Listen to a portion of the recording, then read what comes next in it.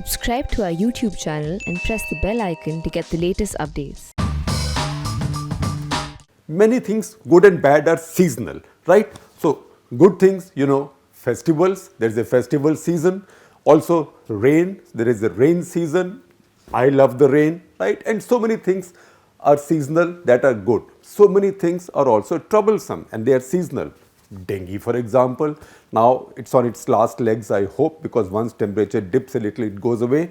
And pollution, most of all, right now, our foremost concern. So, pollution, is it a seasonal issue? It just peaks in mid-November and we all start crying about it, right? Because as you can figure out again from my voice, it's my mid-November voice. That means already my throat, my nostrils, my chest is feeling the impact of this awful poisonous air in Delhi. And you know what? Mercifully, I'm not having to use it yet, but it's that time of the year when I have to carry my inhaler with me wherever I go, all the time, because you don't know when you might need it. It's something that you learn to use, learn to keep with you in Delhi now, in North India particularly, if you live here. Now, the issue with seeing these challenges as seasonal problems is that when the season is on, we all start getting active. Everybody does. The media does. First of all, let's blame ourselves, right? We don't talk about pollution through the rest of the year, right? Governments get active. Everybody is saying, I will do this, I have this smog tower, I have this one, next year I will get this. When you die of lung cancer and when you are reborn, you will see a city completely revolutionized with smog towers in every street corner, right, etc., etc. And then also the courts get active, particularly the Supreme Court. Now, I have written several times that Supreme Court perhaps is wrong to wade into this pollution issue because it's a governance issue. Every time Supreme Court gets into it, it looks like it's a judiciary's problem. And the implication of that is that you take the monkey off the politician's back. Unless pollution becomes a political issue in Delhi and in North India, and people think of who did better with pollution before voting for somebody, it's not going to improve. Court orders will not improve it. So that out of the way. So what I will do again is that I will use a couple of graphics to explain to you what Delhi's pollution is. Because you know what?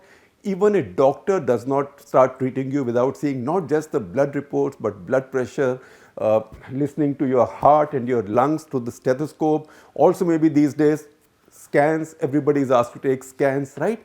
Then a doctor can diagnose, and only when the doctor diagnoses that he or she can start treating a person.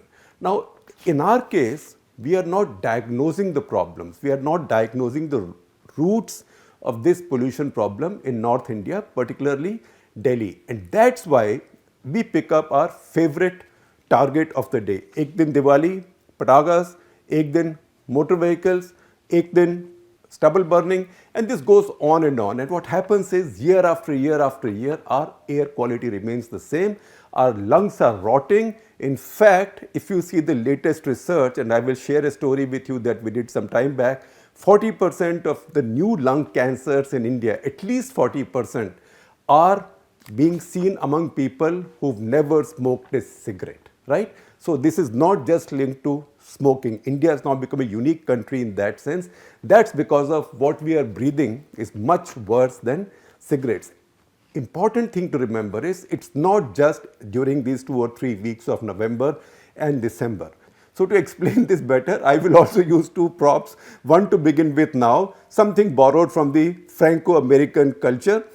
And also, in conclusion, I will gratefully borrow something from Bhakt Kabir by way of spiritual poetry. Just 2 lines, don't worry. Now, the French started something in the 19th century, the mid-19th century, called vaudeville. What is vaudeville? V-A-U-D-E-V-I-L-L-E. It was just a musical farce. Musical farce, log bore ho rahe hain, right? People are getting bored, so they come. You have a clown coming in, playing a few tricks. You have a few magicians coming now and then. There's no thread, no structure to what they were doing, right? They were acrobats doing their kalabazis, right? They were comedians of various kinds. In fact, at one point, even Charlie Chaplin was doing it. This was one of the first things Charlie Chaplin doing. It was still the era of silent movies. So Charlie Chaplin in 1910, 11, 12, 13 also was part of many vaudeville groups. He was born in 1889, by the way, the same year as Jawaharlal Nehru. So he was about 20, 21, 22 at that point of time. So that is how they entertained people. They were animals. You could play tricks with the hathi, with an elephant. They were singers, all kinds of things. There was no structure. It was all just fun. It wasn't always clean. Sometimes it was also a bit raunchy. And then the Americans took to it. So it became raunchier. Americans took to it. Americans were then building new settlements, and there were lots of bored people. So these became like traveling circuses. In the course of time, it died. I think a French idea got the American kiss of death in terms of popular culture and died. But what is happening right now with pollution control is a vaudeville.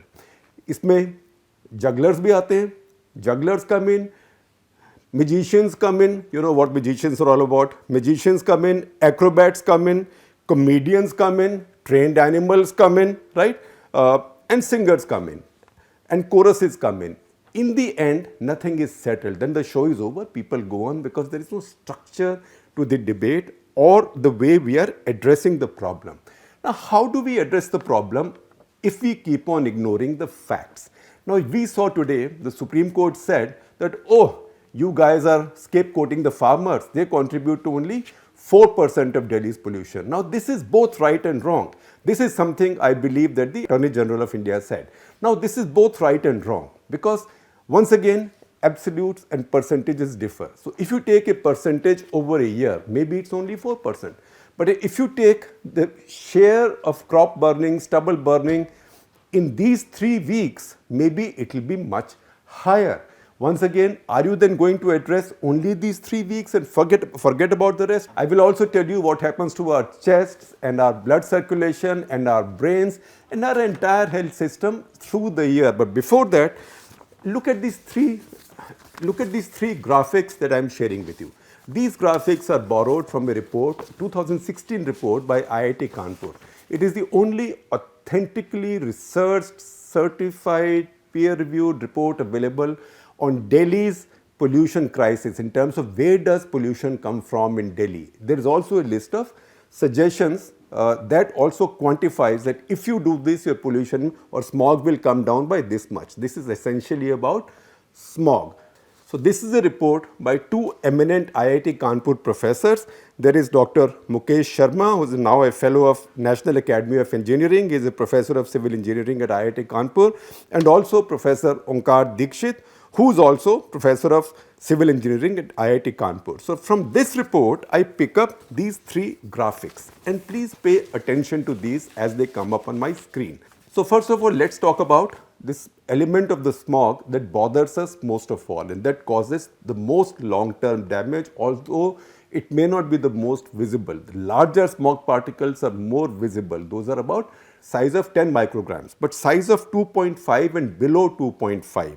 That is the most dangerous because our lungs, our respiratory system cannot filter it. It goes and sits in our lungs. It sits in our lung. It's so small, it also gets into our bloodstreams. And it's only when it gets into our bloodstreams that it starts affecting everything from our lungs to our overall health. Also, it starts affecting our children's cognitive ability, their growing brains, and also their growth by and large. It's a terrible thing. It's like living in a radiation cloud all the time. Okay, I may be exaggerating. Radiation can kill people very quickly, but it's a kind of a slow radiation cloud because there's no getting away with it.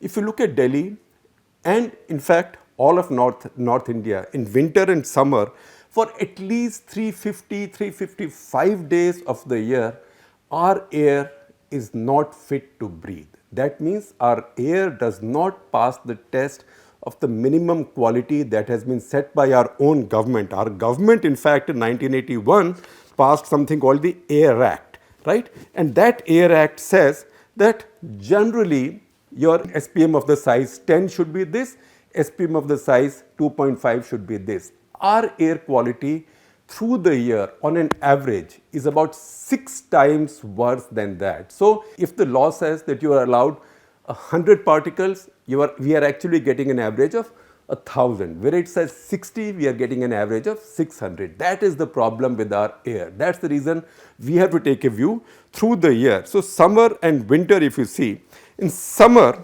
the particle of the size 10, that's a larger particle, is 4 times the acceptable limits according to the Air Act, right? In the winter, it is 7 times above the acceptable limits. That is the particle of size 10. That is the larger particle. So 4 times excess in summer, 7 times excess in winter. Now, where do these large particles come from? That's where science comes in. That's where our first chart comes in.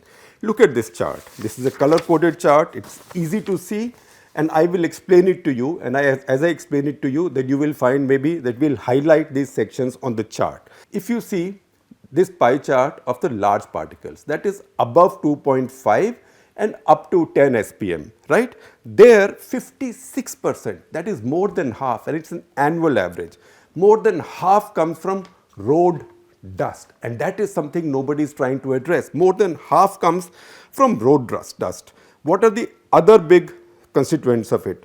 Concrete batching. You know what happens? You've seen these things that mix concrete in front of houses under construction. There are also plants that fill cement bags and do concrete batching. All of them let out a lot of fly ash and a lot of fine dust in the air. 10% of all of this larger particle pollution comes from concrete batching. Then you look at some other major contributors. 10% is something called industrial stack. So what this IIT study did was, they divided Delhi in north, east, south, west, 4 sectors, and picked up 6 distinctive areas, from agricultural to industrial to residential, to see what pollution was like there through the year, and then they averaged it out. So industrial cluster or industrial stack in Delhi contributes about 10% of the pollution. Once again, something that we talk about all the time, vehicles. Now vehicles, yes, need to be much cleaner, but they contribute only 9% to this larger particle pollution. That is SPM 2.5 and above, up to 10 SPM, right? And then other contributors are domestic biofuel burning, because a lot of the households still burn wood or uplas, that is the cow dung cakes, and also coal, right? So that is about 5%. Then you have construction and demolition, that's about 4%, and the rest of it is just about 1%. Maybe cremations take about 2%, right? So that is how it is. That is how this cookie is cut. So if you see this, then you understand that one of the things that we need to address on priorities is our road dust, because that's 56% of our larger pollution, right? Which is also very bad. Now our smaller pollution, and remember now I am talking percentages, not absolute numbers, because absolute numbers for winter will be higher than summer, because in the winter the air quality is much worse on this SPM 2.5 or below 2.5 count than in the summer. But see the percentage contribution of various factors. Now if you see percentages of the small particle pollution or small particle smog, which is the worst for us, the cause of cancer and much else and much worse. Now this pollution in the winter, 25% comes from vehicles, right? What is the reason? One reason is that Delhi's air has inversion in the winter. It doesn't have that much wind blowing through it, particularly at this time of the winter. Then maybe towards the end of December, some winter rains start coming in, etc., and it clears out, it's taken away. Right now, there's air inversion. Everything that comes out hangs in the air. So in winter, vehicle pollution in the small particle is 25%. In the summer, it's only 9%. So what works in the summer does not work in the winter. What works in the winter does not work in the summer. But our lungs are being assaulted 365 days of the year. Then secondary particles we told you about, dust and all kinds of things. Secondary particles, 30% in the winter, 15% in the summer. Now these secondary particles will also include what's coming in from stubble burning, for example. So that is 30% in the winter, 15% in the summer. Biomass burning is mostly in Delhi. The biomass burning is that a lot of the people, you find poor people burning biomass to stay warm in the winter. You will also find lots of the households burning biomass to cook. Now in Delhi, this IIT report told us in 2016, there were 9,000 restaurants, hotels, dhabas using tandoors, right? So using wood or coal. Now, it's wonderful to have tandoori food, right? I'm not saying don't have tandoori, either paneer or chicken or mutton or whatever. You can have all that, but must it be done over coal? So that biomass burning during the winter is 26% of Delhi's small particle smog.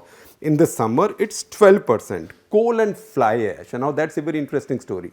Coal and fly ash during the winter is only 5%. But during the summer, it's 26%. Why so? That's where the majesty of nature intervenes, unfortunately, to our detriment. In the winter, because we don't have winds blowing, because we have air inversion, because winds are still, all the pollutants that we release in Delhi and North India, they hang in the air, and what is produced to the west of Delhi, say in Haryana, Punjab, Pakistani Punjab, by way of stubble burning, all that also comes in slowly, winds bring them in this area, and then it sits there because of inversion. So in the winter, wind directions punish us. In the summer, wind directions again punish us because they blow from the other direction. So in the periphery of Delhi, for example, in the 300-kilometer periphery of Delhi, there are enough power plants, all coal-fired, mostly coal-fired, producing 11,000 megawatts of power. So they emit a lot of fly ash and other pollutants. Because in the summer, the winds blow from that direction towards Delhi. That's why in the summer pollution, the share of coal and fly ash is 26%, whereas in the winter, it's only 5%. Then you have soil and road dust, 4% in the winter, 28% in the summer. Once again, a function of wind directions. Also in the summer, region around Delhi, in fact, all of North India is very dry. Rivers have dry river beds, right? Crops have been harvested, that is Rabi crops have been harvested, new crops are yet to be planted. And because strong winds blow, they churn up this sand and this dust, and this comes to us. That's why soil and road dust in the summer is 28%, in the winter is 4%. And then you have solid waste burning. Now this is a problem that our cities can do without right away. They can stop right away. About 3 to 4% of all our municipal solid waste is burnt, right? And that causes pollution. So in winter, it has 8% share, 8% remember, of all our small particle pollution. In the summer, it's about 7%. And similarly, construction material is about 2%, 3% in summer and the winter. So these are the main contributors to our smog in the winter and the summer. So once again, if you want to address it, you will not get healthy, or your lungs will not be protected, even if we dramatically improved our air for these 15 days or these 3 weeks, right? They will only improve if we improve our air across the year, because across the year, if our air quality improves 40%, 50%, then we could even probably endure these few weeks of worse air, but not like this. You just can't fix this. You can't treat just a fever when you might have a deeper infection inside the body. Now the third chart is actually a 2-page action plan for National Capital Territory of Delhi. So watch it carefully, right? Read it carefully. I will share the entire report with you because this is your path report for the air quality of Delhi. First solution is stop use of coal in Delhi's hotel restaurants. Give them all LPG or electric tandoors.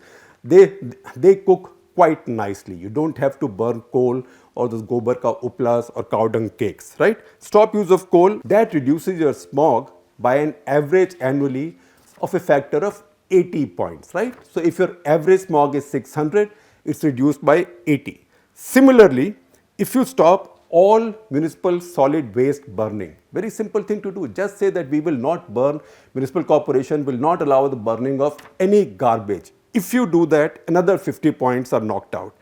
A big one, 100 points are knocked out if you do something as simple again as put some scientific methods on construction and demolition. And what are these methods? Handling of storage of raw material, completely cover the material. That can be easily enforced. Water spray over construction material so it's not kicked up by winds, and store the waste inside premises with proper cover. You will find every now and then some inspector comes and hands over a fine of a certain amount to some household, but that doesn't work like that. You have to bring in awareness and make it happen. Other areas, concrete batching, we explained to you what concrete batching is.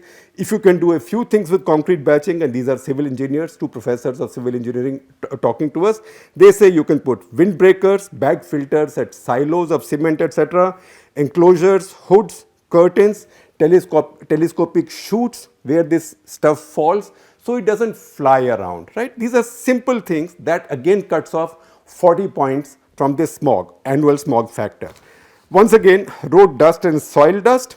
If you have vacuum sweeping of major roads, we've been promised this for the past many years, but as we figured just now in the Supreme Court, all of Delhi has only 69 vacuum sweepers. So if you vacuum sweep your roads 4 times a month, just 4 times a month, and you carpet all the shoulders, carpet them with shrubs, grass, whatever you want, if you carpet the shoulders, and then you do mechanical sweeping with water wash occasionally. If you do all that, another 70 points will be knocked out. Once again, vehicles, I think some progress is taking place. If you push everything to BS6, that is Bharat Stage 6, then you will find an improvement of about 50 points. Now, the big contributor to secondary particle pollution is our power plants around Delhi in the 300 kilometer periphery, and I think barring one that's nuclear, a small one on the banks of the Ganga, the rest are all coal fired. You have to apply engineering solutions which are available. So you have to de-SOx and de-NOx them. What is de-SOx? You have to put in new systems whereby they don't emit sulfur dioxide. And what is de-NOx? Again, you have to put in engineering systems whereby they do not emit nitrous oxide. Again, these things can be done, but they sound very boring, right? They are not exciting. They are not like, you can start abusing the farmers for 2 weeks, then you can abuse motor vehicles and do even or the other week, or then you start saying ban patakas another week. It doesn't work like that. You have to address all of it together through the year, otherwise it's not going to work.